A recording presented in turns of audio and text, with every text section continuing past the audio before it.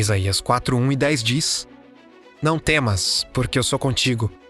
Não te assombres, porque eu sou teu Deus. Essa palavra não foi escrita para quem nunca teve medo. Ela foi liberada para quem já pensou em desistir.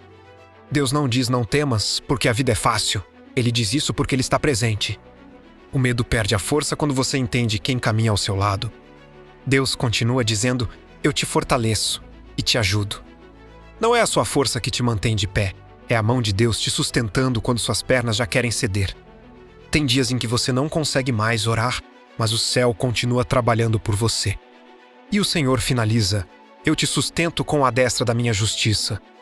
Isso significa que você não vai cair, não porque você é forte, mas porque Deus é fiel. O que hoje parece ameaça, amanhã será testemunho. Então não temas, não recue, não desista. Se Deus é contigo, quem pode te parar?